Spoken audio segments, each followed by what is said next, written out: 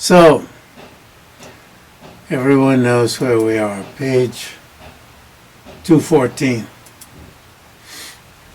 So, this is really a marvelous section in which Jam-yang-shay-pa, well, it's not just Jam-yang-shay-pa figuring this out. I don't know who first figured it out.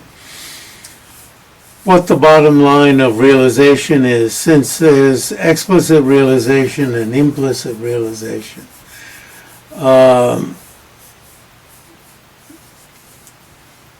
It makes a difference between realization and ascertainment.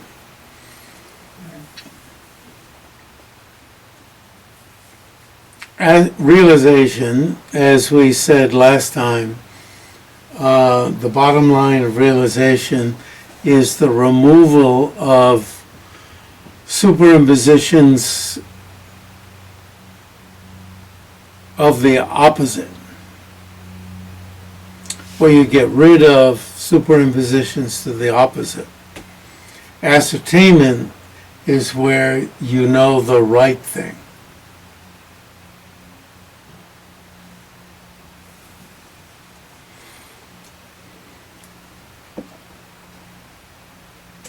So, when you have explicit realization, you have both.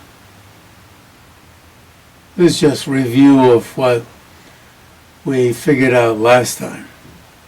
You have removal of any idea of the opposite, any chance that you'd think the opposite, and ascertainment of what's right.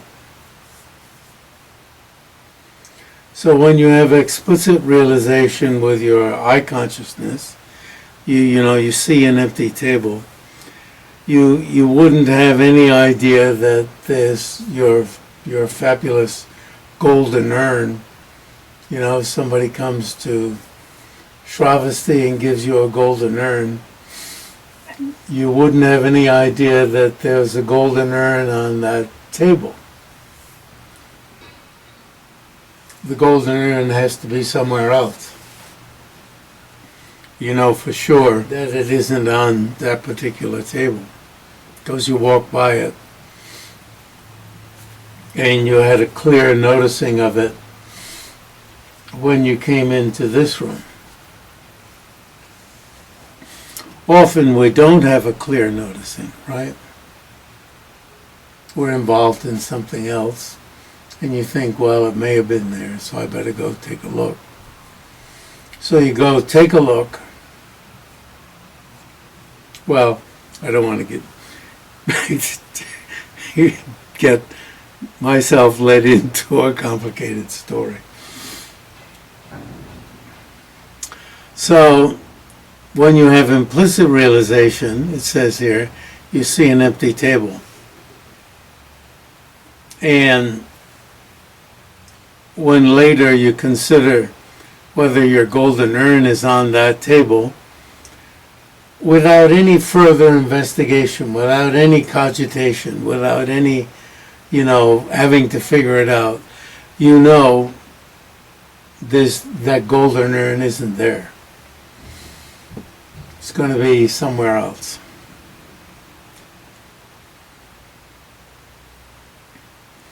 All right, so the next sentence is pretty obvious. So we were saying last time that, do we need to read it out loud? That this is possible depends upon the fact that the original sight of the empty table eliminates any possibility of there being a pot on the table. Even though the aspect. Now, one of the things we offered last time was that the picture, later on in the paragraph or the next paragraph or somewhere, the word representation is used.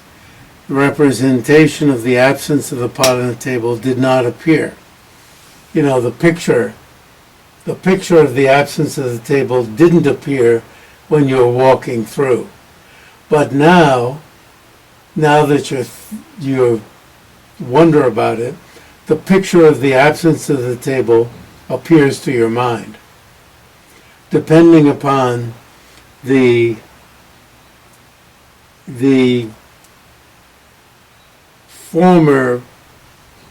way you saw the table earlier, depending upon that appearing to your mind.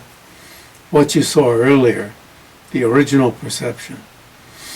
In the next sentence says, the original perception eliminates any superimposition, what would be another word? I don't know. Contrary to the absence of a part on the table, such as the golden urn. Right? So, it takes a lot for Jam-yang-shay-pa to put together this very nice definition, even though we might choke on the definition.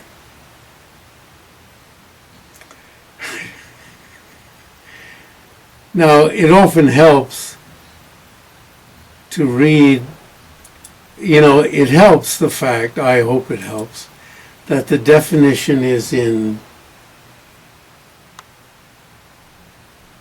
what do we call this? Bold. And then after the definition it says, is the definition of implicit realization of another phenomenon by that direct valid cognition. The direct valid cognition is your sight of the table. The original sight of the table. It might have been 5 minutes ago. It might have been the sight of the table yesterday. So sometimes it helps to read what comes afterward is the definition of implicit realization, right, of another phenomenon by that direct valid cognition. We used to put what comes second first. Way back we used to call that smart aleck.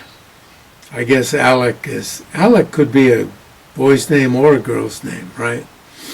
So I guess it isn't sexist. Smart ass thing to put the second part first.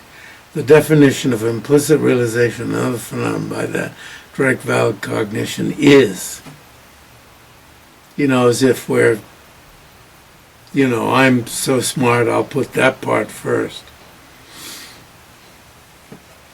But whatever you put first, but nowadays I'm following Tibetan order.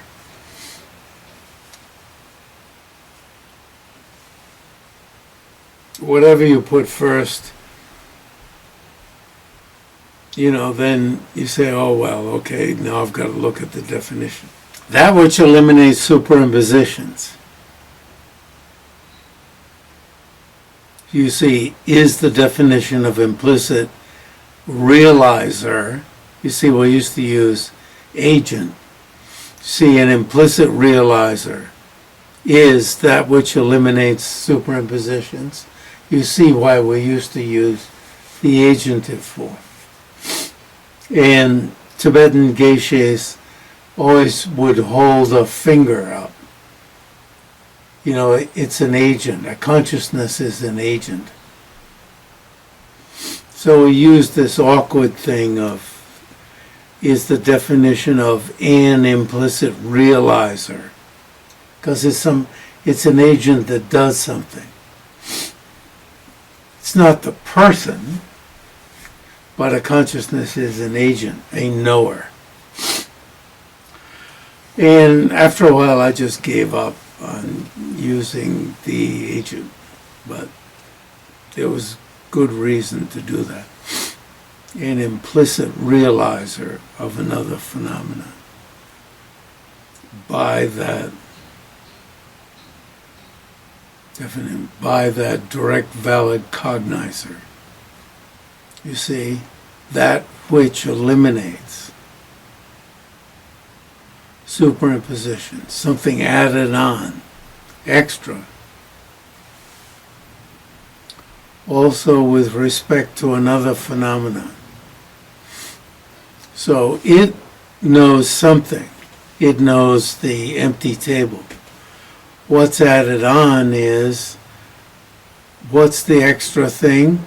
The extra thing is the absence of a golden urn, whose aspect does not dawn to it, whose picture, the picture of the absence of a golden urn, right? Aspect means the picture of the golden urn, does not dawn. The word for dawn is shar. Nima shar, the sun dawns. The sun dawns. So I'm using a very literal word, does not dawn to that original consciousness that sees the empty table. The consciousness it's nice that we have an empty table right in front of us here. The empty table that, seeing the empty table, the absence of golden urn doesn't appear to the eye consciousness seeing to that original one, right? To that original consciousness. The picture of empty table doesn't appear to that. The aspect, the word aspect eventually can come alive, even though it was a dead word to begin with. Through the force of having, so how does it come to appear later on when you come to think about it? Why does it appear? Because you've explicitly eliminated, because that consciousness has explicitly eliminated superimpositions with respect to the, now I added in the word present, not because the definition needs it, with respect to the present object. What's the present object? This table of comprehension.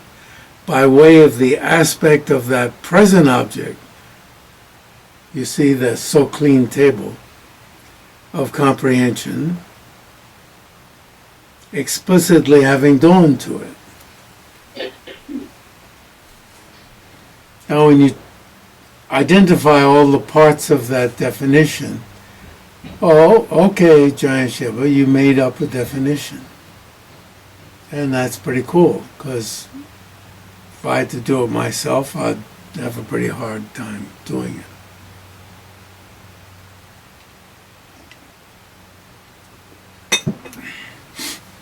I saw an empty table, and because I saw an empty table well, that meant I could afterwards know that I could afterwards see a picture of the absence of my golden urn on that table.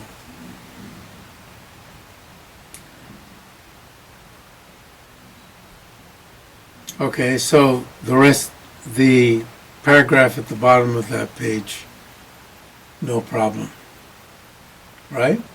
When you read it. So,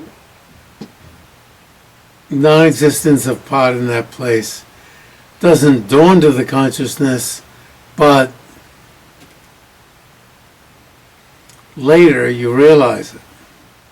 So ascertainment doesn't occur right at the time. Slow me down if you need me to slow down. I'm just reading it to myself. Ascertainment is induced subsequently. So because superimpositions have been eliminated, that means realization occurs at that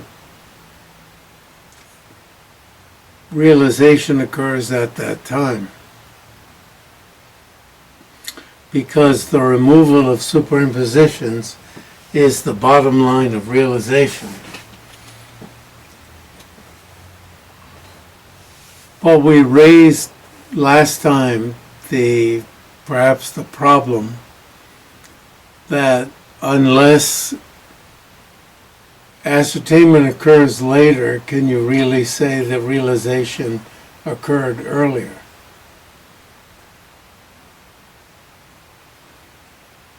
And if you... Anyway, we raised that last time. I can't hear you because... Definition has something about capable of realization. Oh yeah, right. Very good. Thank you. Thank you.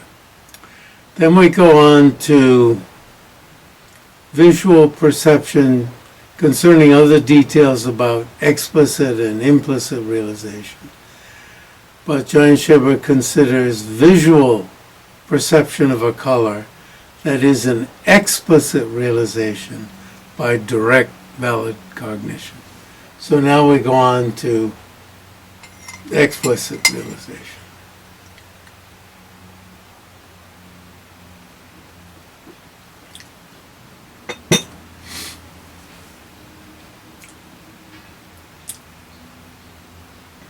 So this is, with explicit realization, if we go into the second line of this, the aspect of its object of comprehension actually dawns to that direct perception.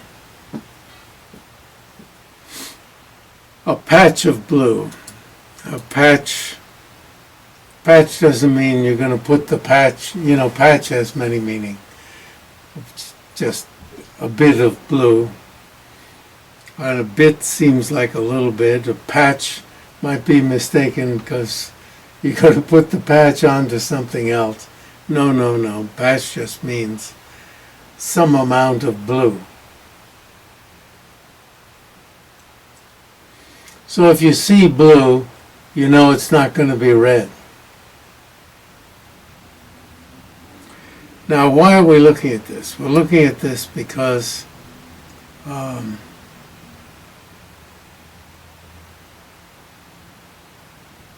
Gyaltsab uses the language of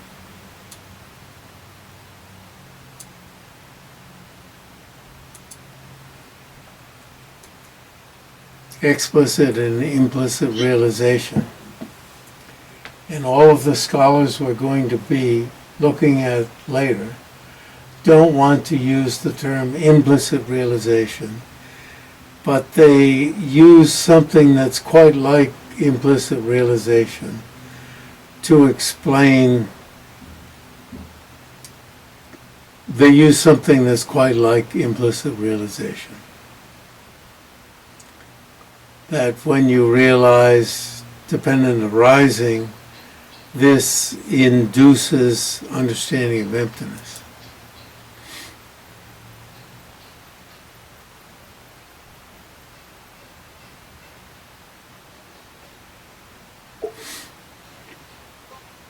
So, yes?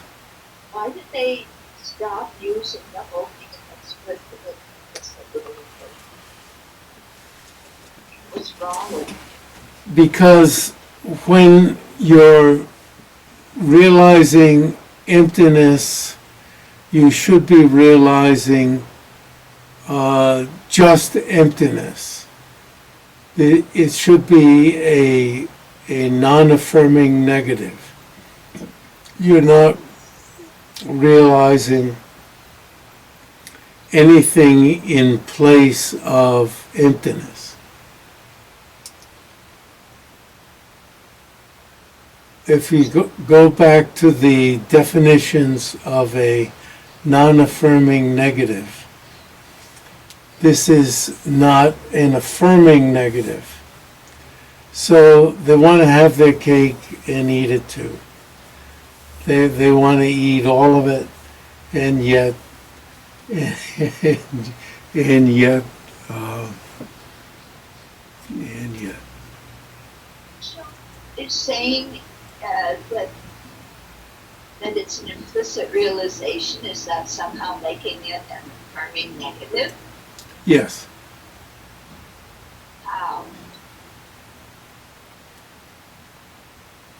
So you want to be realizing a mere negative and take the medicine of a mere absence. But how is an implicit realization? It's not an implicit realization. I mean, It would seem if Gyaltsab was accurate in writing down what Tsongkhapa said, one would think that Tsongkhapa himself used the term implicit.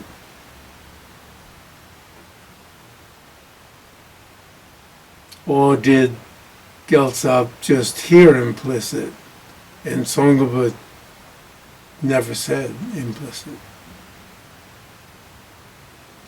Tsongkhapa himself, when he wrote, is it Sasha Jikchen? We'll come to it. He did not use the term implicit.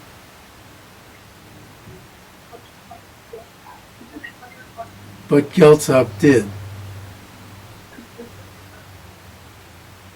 So when you see the table, and later you have an implicit realization, that would be an affirming negative because you're affirming that you didn't see the urn. You're affirming something in the place of the empty table. Yeah, That's why it's an affirming negative. yeah. Which is subsequent ascertainment. Not in place of the... You've got to go back to that material we read earlier. And frankly, I think I answered you too soon. Go back to the material that we read about Gakchak Gakpe Shulta.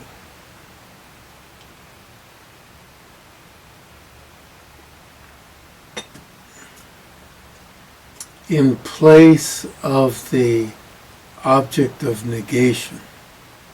So what is the object of negation? I'm not sure I have the capacity to think that out. In place of the object of negation. The table is not the object of negation. So I answered you too quickly. So please go back to the material read earlier on the definitions of non-affirming negative and affirming negative, and come back to me on that. A direct valid cognition such as an icon, that the aspect of blue dawns to the eye consciousness means that the eye consciousness is generated in the aspect or representation. This is 3 lines from the bottom of 216. That the aspect of blue dawns to the eye consciousness means that the eye consciousness is generated in the representation of blue due to the presence of the blue patch, due to the presence of the blue.